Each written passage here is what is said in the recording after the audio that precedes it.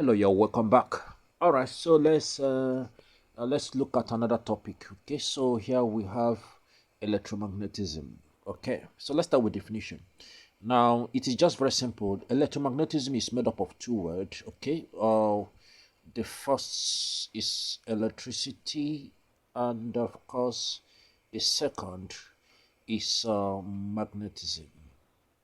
So that close relationship between electricity and magnetism, okay, is what is referred to as electromagnetism. And in this video, we are going to be looking at this relationship in which electricity can be converted to magnetism, and magnetism can also in turn be converted to electricity. Okay, so any device that actually employs these two phenomena, electricity and of course magnetism, are electromagnetic devices. Example of an electromagnetic device is, or the application. Okay, let me give you a typical one application. Okay, one application of this is found in doorbell. Okay, so here there is a magnet and there is a coil. Okay, there's a magnet and there's a coil. Okay, in which current is being supplied to the coil. Of course, this coil has the current. Okay, the current is supplied to the coil but through a switch. So once the switch is pressed, then current flows through the coil, and you know exactly what will happen. Due to the flow of current through the coil, all right, the coil now become a magnetic bar, all right, with one side being the north and the other side being the south. So anytime current flows through a conductor, it's actually have magnetic field around it. Electricity can generate magnetic field, and here is so because of that, this is all right. Another, let's say, a bar magnet or a metallic, okay, material. So as a result, this metallic material will be attracted by this coil, and once it's attracted, it will be pulled. Okay, once it is pulled, it will hit on a gong. Okay, so of course, it's being pulled, then hit on a gong, then the gong makes noise, and that is the principle behind doorbell. Okay, then we also have some other devices like relays. Okay, we have motor, electric motor, and the like. So I'm not going to talk about, okay, the application in this video, but we are going to illustrate some important phenomenon. Let's start with magnetic field that is actually produced by a current carrying conductor. Magnetic field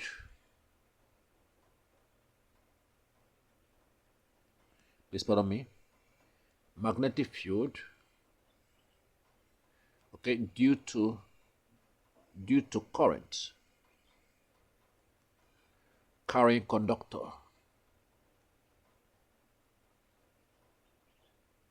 Now, every current carrying conductor will always exhibit a magnetic field. So let me illustrate this. So let's say we have a piece of wire that is actually carrying current. Okay, a piece of wire that is carrying current. Now, let's say the current of this piece of wire is downward.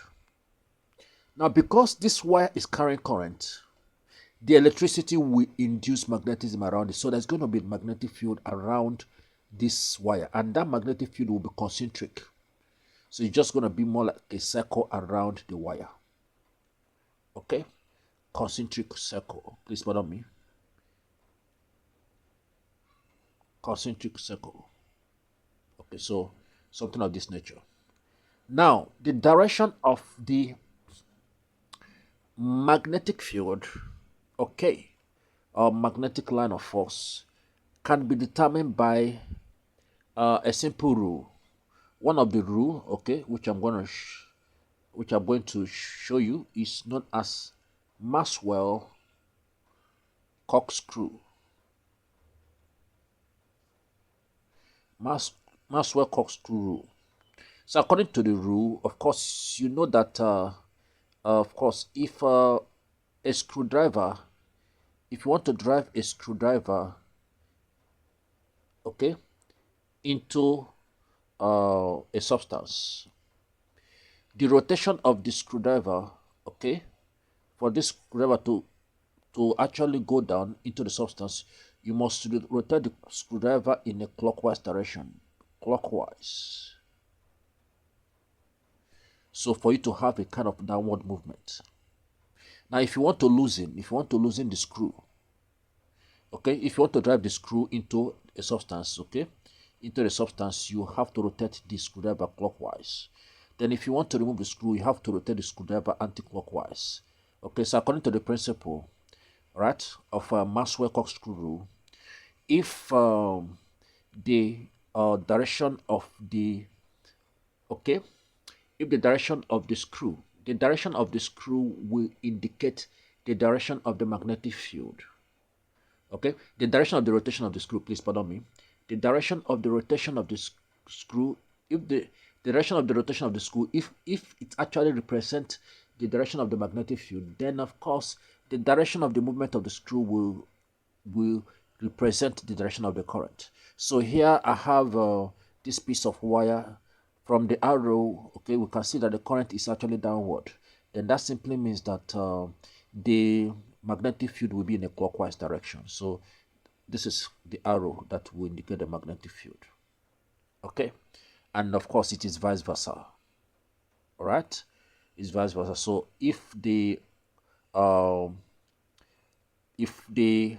is upward, okay, then of course the magnetic field will be in anti-clockwise direction. I hope that is well understood.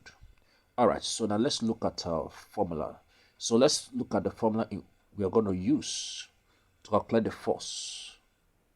Okay, let's look at the formula for force on a current carrying conductor.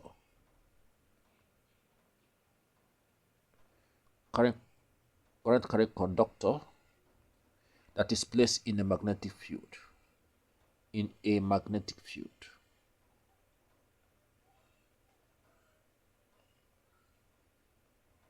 Okay.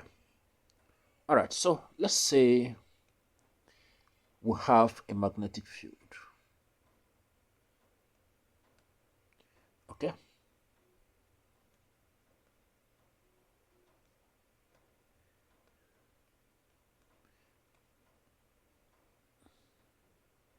That is actually produced by two bar magnets facing each other. Okay, so this is the knot. Then I have another one. Okay, so I have another bar magnet, please.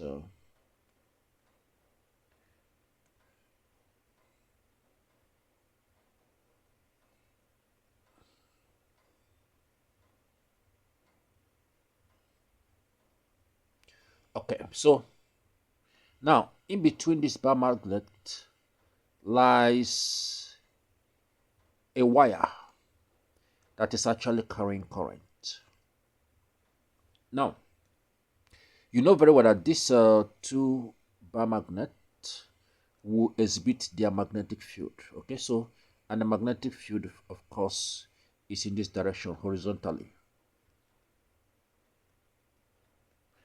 And the current, and the wire itself is also having current. It has its own magnetic field also due to the current. So as a result, this interaction will actually cause a force to be exerted on this wire. So the question is, how can we indicate, all right, or how do we know the direction of the force that is on this wire? Because the force on this wire will definitely cause the wire to be in a motion. Okay, now the force on this wire is going to be such that, okay, it will cause it to move, to rotate. so it will move up. Now it is horizontal, so the force will be like it's going to pull it up, then cause it. So if it is hinged, or if it is connected to an axis hinge at a particular point and is free to rotate, okay, then such interaction will cause this wire to rotate about its axis. Yes, it will rotate about its axis. So the direction of both the force that is acting on the wire, okay, and of course the force that's acting on the wire will actually produce a motion, which two of them will be in the same direction. The force and the motion will be in the same direction, okay. So just in case you are being asked to find force and the motion, the direction, both the force and the motion are in the same direction, then we also need the direction for the electric field, which you already know is horizontal. Electric field, okay. Then of course we need the direction for the current. So as you can see, these three, their direction, the electric force, electric field, and of course the current, they are in three-dimensional, okay. They form a three-dimensional system that is 90 degrees, okay, perpendicular to each other. One is vertical. So the one that is vertical, all right, is the motion. That is the direction of the motion of this wire. That is the force. So the force is vertical. All right, of course, the field, okay. Let's say this side, okay. Let's say this side is the north, okay. All right, and this side is the south. The field is horizontal, and this the horizontal here I'm actually looking at is the horizontal with respect to y-axis, okay, because in 3D we have x, y, and z, okay. Then we now have the direction of the current, which is also horizontal in the direction of the x-axis. So everything is 90 degrees, 3D, okay. So this is force, all right, this is magnetic field, and of course this is current, okay, all 90 degrees to each other.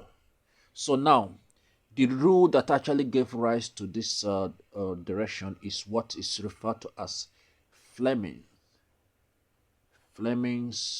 left hand rule.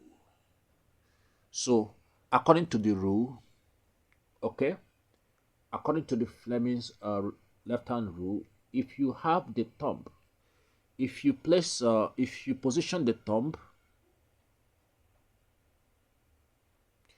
all right, the first finger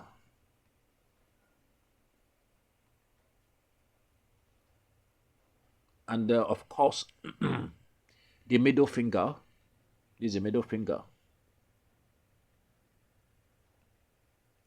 at right angle to each other, okay, then the thumb, the direction of the thumb will be in the direction of the force, all right, or the motion of that conductor, okay.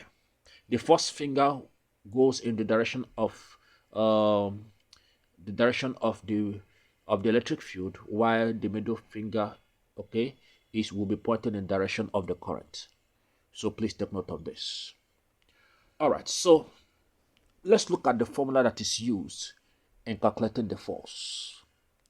The force on that conductor is calculated by the formula BIL sine theta. BIL sine theta.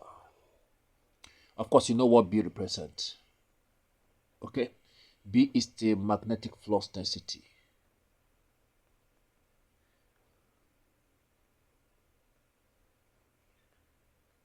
Okay, I is the current flowing through the conductor. L is the length of the conductor. Okay, then theta is the angle between the conductor and the electric field. Okay, angle between the conductor, okay, the angle between the conductor and the electric field.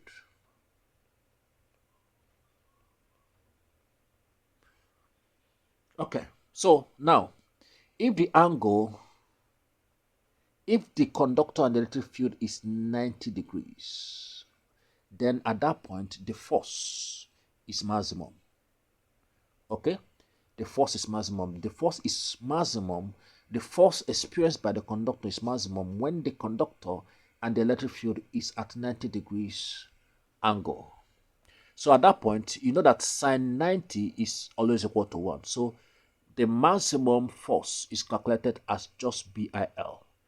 1 times BIL is still BIL. So this is when if you want us to calculate the maximum force. This is the formula for the maximum force. Okay? But if the force is not maximum, please take note that you have to include the sine of theta to it. All right. So let's see if we can solve some question based on what we have. Okay, so I will just let's look at some example. Okay, let's say a situation where a conductor, okay, of few strengths, okay, so few strength 2.5 Tesla, okay, of course, has a current of 0.8 ampere flowing through it. Okay, then of course, at an angle of 30 degrees, then the length of the conductor, let's say, is 20 cm. So if we are asked to calculate the force. So solution, simple. We apply the formula BIL, then sine theta. Now we need the sine theta because there's an angle. The angle is less than 90 degrees. All right, so here we go. So this is going to be 2.5 multiplied by the current, which is 0.8, multiplied by the length, which of course is 20 cm. We have to convert this to meter, that's 0.2. Then of course sine 30. Okay, so use your calculator and work on this. Of course, that's very simple. Let's look at one more example. Okay, here we go. Another example. Okay, so this is a question, right? Of course, in which the length of the conductor is 350 millimeter. All right, so the current that is flowing, okay, the current that's flowing is 2 ampere. Now this particular conductor, right, as a matter of fact, is circular in nature.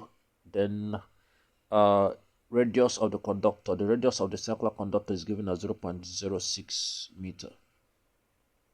So the flux, okay, not it is this a wire, okay, the radius of the cross-sectional area of the wire, please pardon me. All right, just the radius of the cross-sectional area of that particular conductor. Okay, so the flux this time around is given as 0.5 milliweber. Okay, so now we have to also calculate the force in this case. Okay, as a matter of fact, this time the formula still remains BIL. Okay, and we are told the angle is 90 degrees, so I'm going to just use BIL. Okay, now B is not given, but we can calculate B. All right, of course, you know that B is given as flux all over area. Flux is 0.5 times 10 raised to the power of, okay, milli, that's minus 3. Okay, then of course divided by 0.06. Okay, so let me note, these are just very simple. I'm very sure that you can complete it. So after you are done evaluating the flux, all you just need to do is apply it to this. Okay, the length is given. Okay, so of course, when you apply it to this, make sure that you convert this length to meter. Okay, so the length 350. If you convert it to meter, that will be 350 times 10 raised to the power minus 3, which of course is 0.35. So this is very simple for you to complete. Okay, so complete this. Then in the next video we are going to be looking at electromagnetic induction. Okay, so see you in the next video. Thank you very much.